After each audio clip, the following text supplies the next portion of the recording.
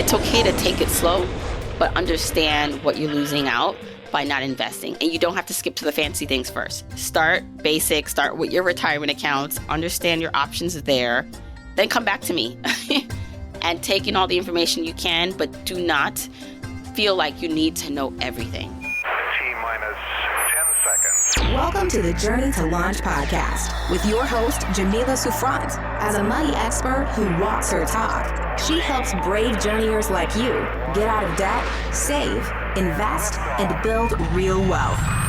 Join her on the journey to launch to financial freedom in 5, 4, 3, 2, 1.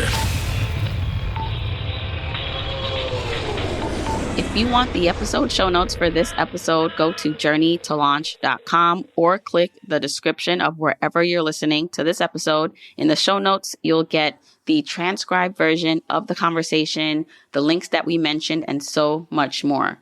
Also, whether you are an OG journeyer or brand new to the podcast, I've created a free jumpstart guide to help you on your financial freedom journey. It includes the top episodes to listen to, stages to go through to reach financial freedom, resources, and so much more. You can go to journeytolaunch.com/jumpstart to get your guide right now. Okay, let's hop into the episode.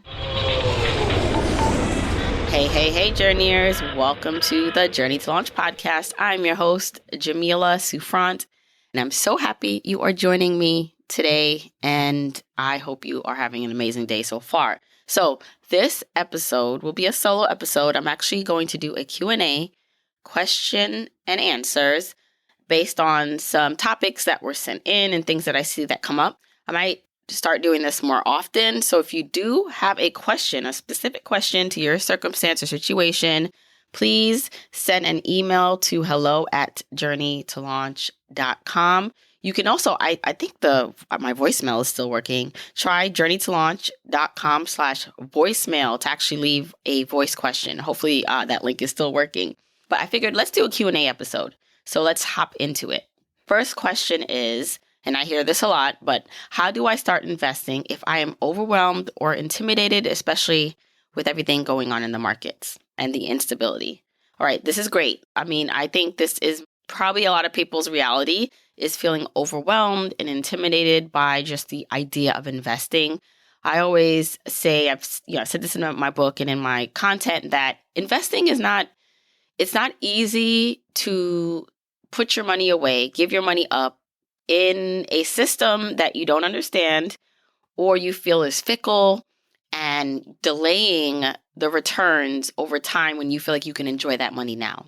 Or even probably another way to think of it, and how I know some people think of it, is not only am I like delaying gratification or some payoff, I think some people just don't think there is a payoff, or they rather just enjoy that money now. They don't even have enough money to put away for the future. They want to make sure their current self is stable and happy now, which I totally get.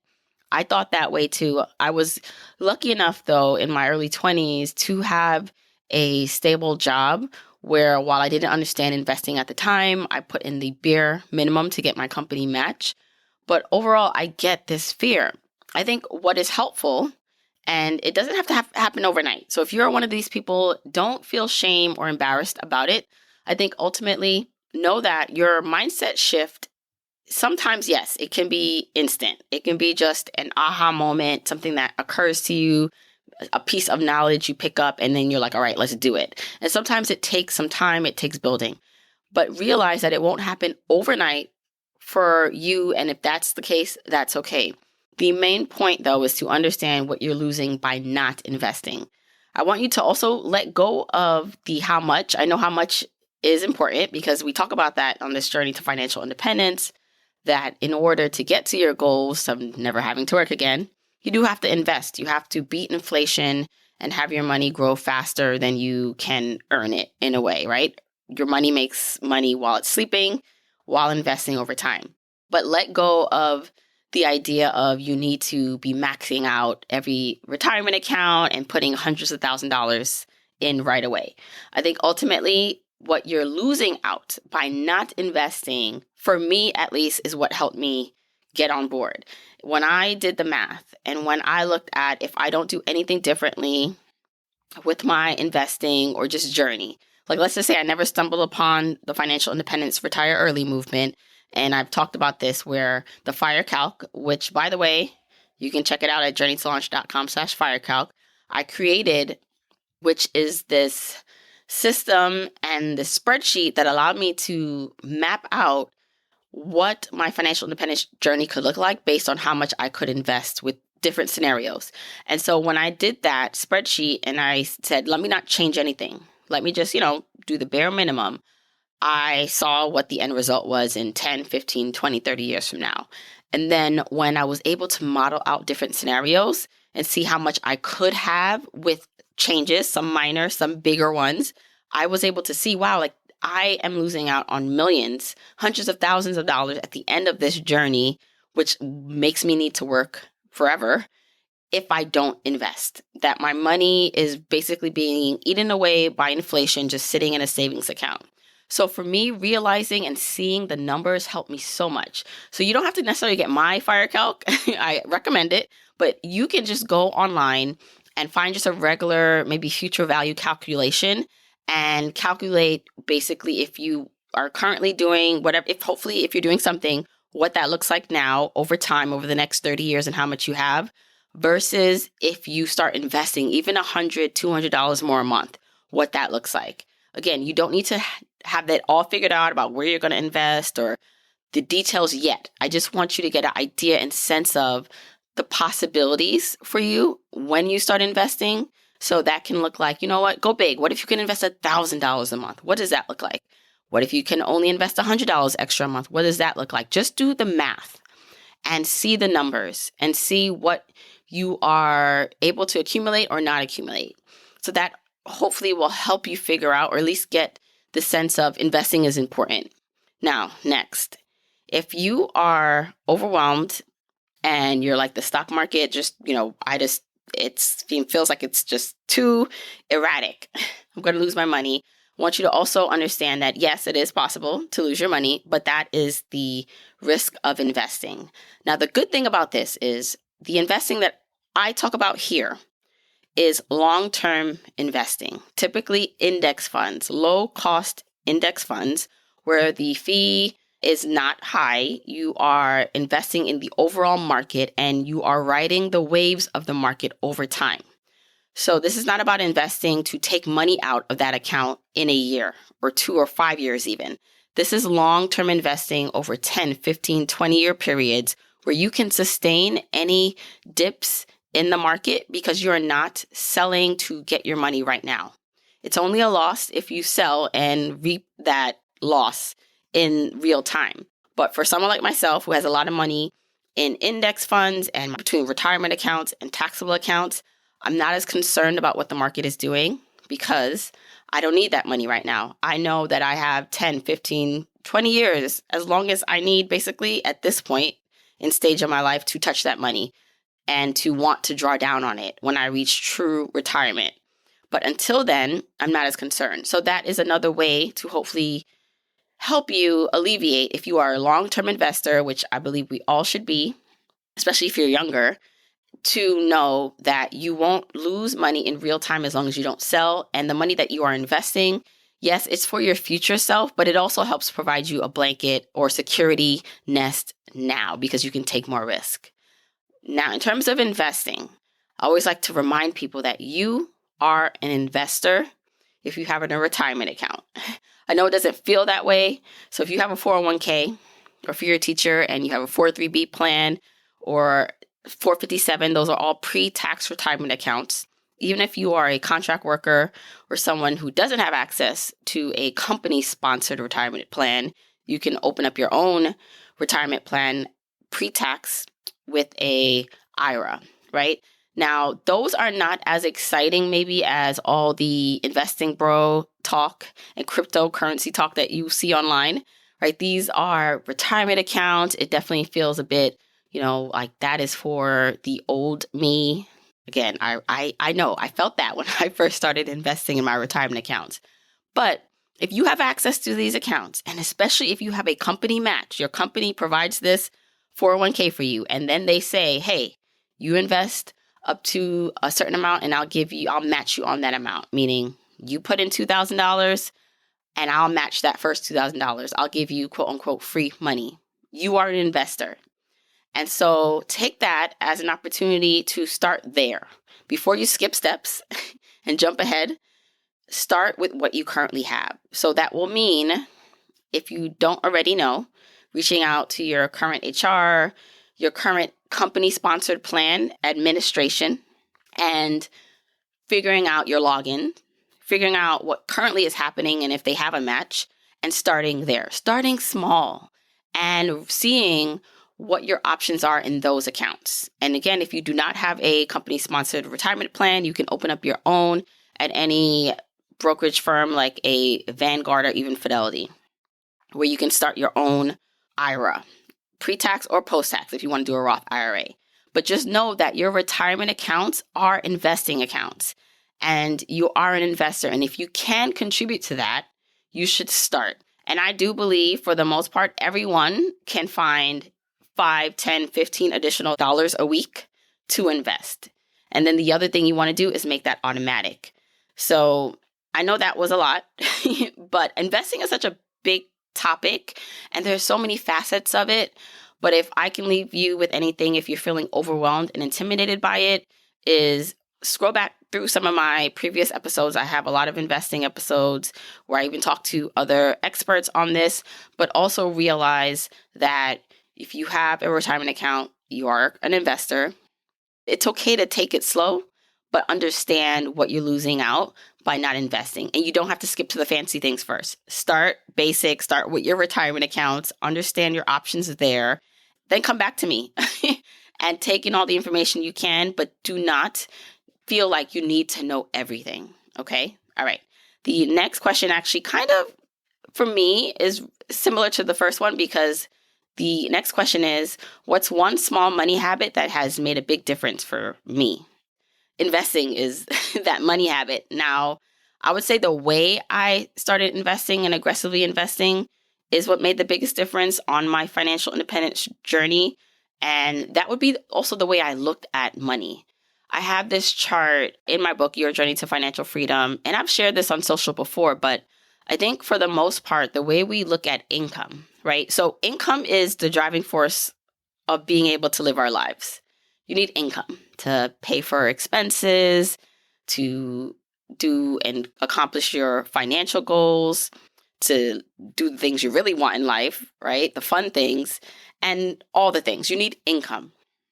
And I believe most people, if you're not conscious of it, view income and take their income in and then just spend it on what they need to spend it on. You just spend it on mandatory things like rent and mortgage, but then also discretionary things, right? Like the fun and going out to eat, or maybe upkeep of your appearance and maybe leases of cars and all these things. You just spend the money. And then after you spend your money, you then look at the responsible, quote unquote, things to do. Like, okay, now I got to pay down my debt or at least pay the minimum and maybe invest if there's anything left. So basically investing and saving and the financial goals are an afterthought. You spend your money on just things and expenses and sometimes mandatory, but you're not thinking about saving and investing first. I did that in my early 20s.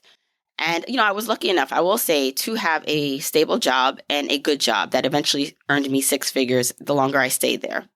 So I was coming from a very privileged place. And then having a partner who also earned six figures was obviously very helpful for our financial journey. And with that, realizing that there was this concept called financial independence and I could potentially retire early, I knew that I had to switch the way I saw money, and money flowed through our household. And so instead of having money come in and then just spending and then saving and investing what was left after that, we switched to a saving and investing first mindset and then spending what was left after that. Now, it is a dance. It's kind of a dance with that because we had to make sure we could pay our mandatory expenses. But that's why knowing a breakdown of your, like what you spend, what's mandatory, what you need to survive, and what is nice to have is important. Because once we figured out our baseline of mandatory, mortgage, transportation, groceries, bills, once we had that breakdown, and even in that, you can probably, you can cut things out and cut back. But even there, with that number, I realized, you know what, if I'm trying to max out retirement accounts right now, let me see how much money that's going to require monthly. So let's just say, for example, in order to reach the goals of maxing out a retirement account and investing in taxable accounts and maybe saving for that FU fund so I could leave my job, we needed $3,000 a month out, like to come out of our paychecks. I would look at that first as a mandatory that happens first. So how do I automatically do that? Where the money's going either through directly from my check into the retirement accounts or my husband's, and then have an automatic transfer from either from my paycheck to my savings account, or from once it's deposited from the checking account to whatever savings goal account. And then after that, what was left is what we could spend on the nice to haves. So that switch in just prioritizing and thinking differently about money and cash flow helped tremendously, because as long as we were hitting our targets, which we were, what was left was what we could have fun with. And some months that meant there was not much left. And some months, there was some left. But because investing and saving was a priority, it made it easier to make that choice, because then I wasn't worried about, I'm not hitting our goals, our savings or investing goals, because those goals were getting hit because it was automatic. So I would say the money habit that made the biggest difference was making a switch in priorities. Saving and investing after paying our mortgage was number one. And then after that, sure, we could have fun and spend money in a way that we liked. So that was the biggest money habit that helped and made a big difference in where I was 10 years ago versus where I am now. Hey, Journeyers, if you are loving this podcast, then you will love my book, Your Journey to Financial Freedom, a step-by-step guide to achieving wealth and happiness. I wrote this book for you. This book is for you if you want a clear and enjoyable path to having more money, options, and a rich life. This book is for you if you hate your commute and the fact that you need to seek approval or permission from a boss. I hated that when I worked. This book is for you if you weren't born into wealth, you didn't marry rich or win the lottery, but you still want freedom. This book is for you if you're at a crossroads, a major decision or event is imminent. Maybe a career change, marriage, starting a family. Pressures are reaching a tipping point, and the discomfort and the desire for more can no longer be ignored. And this book is for you if you find yourself zoned out at meetings, looking out the window or daydreaming about the life you truly want. So go pick up Your Journey to Financial Freedom.com so I can show you how to map out how to get from where you are today to where you ultimately want to be and enjoy the journey while you're on the path. Head over to yourjourneytofinancialfreedom.com to see where you can pick the book up. It's available on Amazon, bookshop.org, Barnes & Noble, your local bookstore, everywhere. Go to yourjourneytofinancialfreedom.com to get the book now. Next question. How do you deal with inconsistent income as an entrepreneur? I love this question. I picked this question to share too, because not just as an entrepreneur, but just as a contract worker, if you're someone who does not have a stable income, like you don't know exactly how much you're going to make every month. You might have like a baseline, but it fluctuates. How do you deal with that? Because that definitely is my situation now. Now, I always have to say, I go back to, there is some consistency in our income because of my partner, my husband. He has a stable income, so that's helpful. But his income doesn't cover all of our current expenses. So in order to smooth out and to make up for the inconsistencies of my income, I really try to forecast and pay myself based on like a monthly sustainable check in a way. Like I pay myself. So yes, there are some months where maybe I could make a lot of money, and there's some months when I make no money. But the months that I make a lot of money or there's a windfall, I do not spend that money. I don't look at that as money that, wow, like we have $20,000 now we can spend on whatever. I calculate what is my contribution to the household. And then I divide that into, let's just say, the lump sum or the money that has come into the household. So if I got a check for $20,000, and let's just say this is after taxes, and my contribution to the household is $2,000. I'm dividing $2,000 into $30,000. And then I know I have 15 months worth of income, or months that I could pay myself, right? And so I know that's like a simple number, but even if we were to take it like maybe something more realistic, like maybe $30,000, and my expenses or my contribution to the household is $5,000, then I know that that's going to cover me for 6 months. And so I don't spend that $30,000. I don't think like, wow, we can go shopping now. I put that money aside, usually in a high yield savings account, and then I still pay myself now monthly from that. Now that is according to if there are windfalls of money coming in, and that's not always the case. So in cases where you have inconsistent income, you have to first build up your own safety net. That's something that I did before I quit my job, is instead of investing and saving all that money for goals we had, the priority became saving FU money to help cover expenses while I figured things out with Journey to Launch. And it's almost the same way now, because I have a savings account for my business that helps cover and deal out money for shortfalls. And then we have an overall still FU fund that helps cover additional shortfalls if the money that I have coming in for my business is not enough. Now, you're going to have to create that for yourself, but you have to then try to get a head start on that. And so if you are currently not able to do that, meaning you're not able to squirrel away more money, then you have to make some cuts, right? So that might mean some sacrifice of picking up more shifts or taking on more jobs in the moment that you don't necessarily love, but you need, and you know you're going to save that money to create your own slush fund or emergency fund to cover the months when you don't have a lot of income coming in. Or that may look like cutting back on your expenses, like sacrificing for a few months or year to build up your own emergency fund to cover what your current income inconsistencies don't cover. It's the way I look at our income. I always look at, okay, what is my runway? I have a 8-month runway if I don't make any money with Journey to Launch. And let's just say then I have an additional runway of 2 years through our overall general family FU fund to contribute to help us cover expenses. So what is your run rate? Because that will help determine how serious you need to get, how, locked in you need to get in terms of, all right, I only have a 2-month run rate, meaning if I don't earn additional money or more money, I will be putting things on credit cards, or I might not be able to pay my rent. So you need to know that, so you know how hard you need to go and how you need to pick things up in case you don't earn money. All right, next question. We are going through this. This is the 4th question. I'm going to see how many more I could do of this. And then again, there might be a part 2. Yeah, I think I'm just going to do one more question right now, and then we'll continue more Q&A and make this more of an ongoing thing. By the way, if you do like the Q&A episodes, let me know on Instagram. That's where I hang out the most. You can @ me at Journey to Launch and @ Jamila Souffrant. Say, Jamila, we need more Q&As and send me your questions. Okay, let's do one more.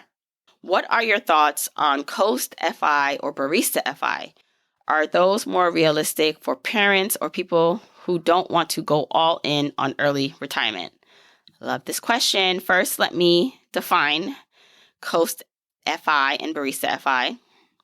I believe I do have a couple episodes on Coast FI and different types of FI, but just in case, I am going to my trusty ChatGPT. They gave me some definitions I can just share quickly here. Okay, Coast FIRE. Now, first, let me go back, just in case. I just like going back, just in case this is your first time ever hearing FIRE, Financial Independence, Retire Early, the concept of having enough money to never have to actively work again. So that's the baseline that we're working from. And so Coast FIRE is when you have already invested enough early in life that you let it grow. You let your investments sit and grow over time to support a comfortable retirement at a traditional age without needing to contribute any more money to your retirement accounts. So essentially, Coast FIRE is when you have accumulated enough currently, like this point, or maybe a point in the future, where you can stop investing altogether and let that money compound and grow over time by itself. You don't need to contribute anything else. And at a future date, so that would be your maybe standard retirement date, you'd have enough. So in that scenario, you no longer need to save aggressively or invest additionally for retirement. All the money that you're making between now and then your standard retirement is for living. And so essentially that's where the coasting comes from. You're coasting on all the work you did to get to your savings point and then letting compound interest do the work. And then you can coast to independence or retirement. You still need to work to cover current expenses, but you don't need to work and then use that money to additionally invest because your investments are going to be fine by the time you retire. And then Barista Fire is, I think it's kind of similar. To me, it's like semi-retirement. It's when you kind of have enough saved to retire and to step back. And so you can work part-time or take a low-stress job. So something that is, I do it. It's not a big deal. It's not as stressful as maybe this job that paid me more, but I enjoy it to cover your basic living expenses and then to get maybe access to health insurance. So you work part-time, maybe in a lower pay job, and you also potentially will have flexibility or perks. And your investment, similar to Coast FI, you'd be okay later on in retirement because your investments will grow over time. And this more focuses on lifestyle balance rather than complete financial independence. I like to say this is similar. Barista Fire is similar to what I call in my 5 journeyer stages, work flexibility, where I believe there's 5 stages, 1, 2, 3, 4, 5, 5 being ultimate financial independence, and 4 being work flexibility, where you choose what you want to do for work. So you still may need to work because you need to bring in income, but you can really choose what you do. And it's not based on having to work somewhere you don't want to or that is not satisfying to you. It's truly a choice. And so it's similar to that. So going back to the question, now that we have our definition set, are those more realistic, Coast FI or Barista FI, for parents or people who don't want to go all in?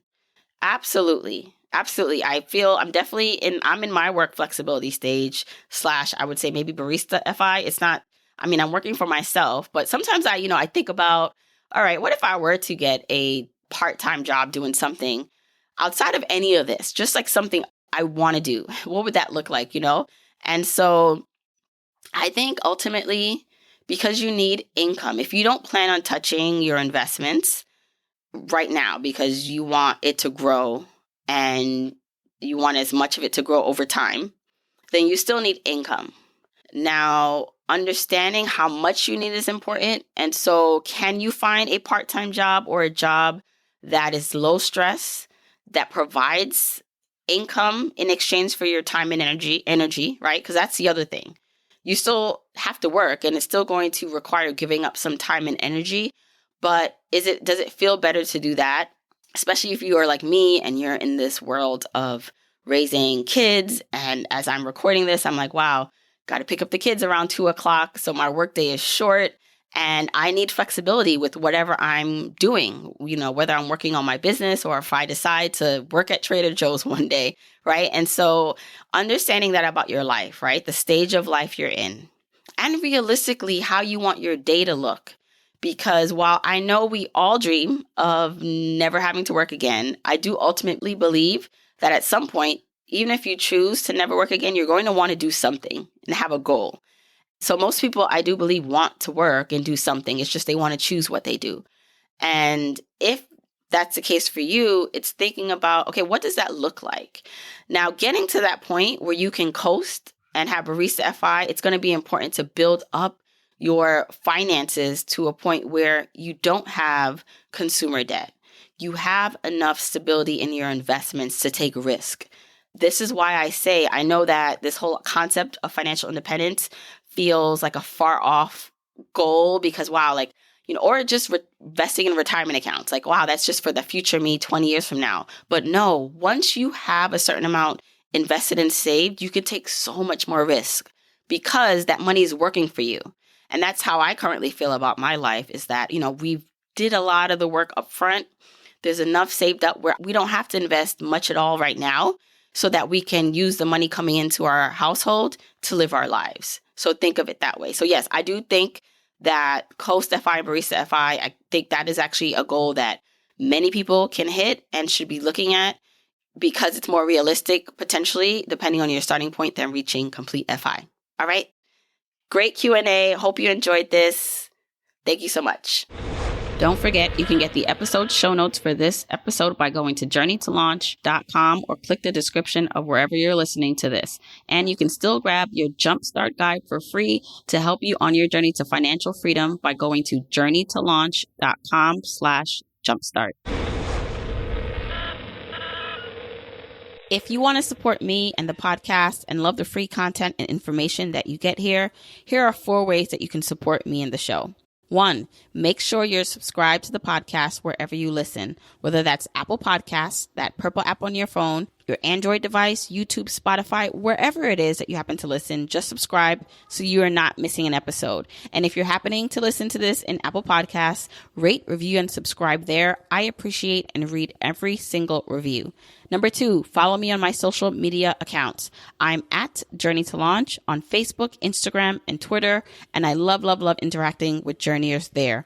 3, support and check out the sponsors of this show if you hear something that interests you.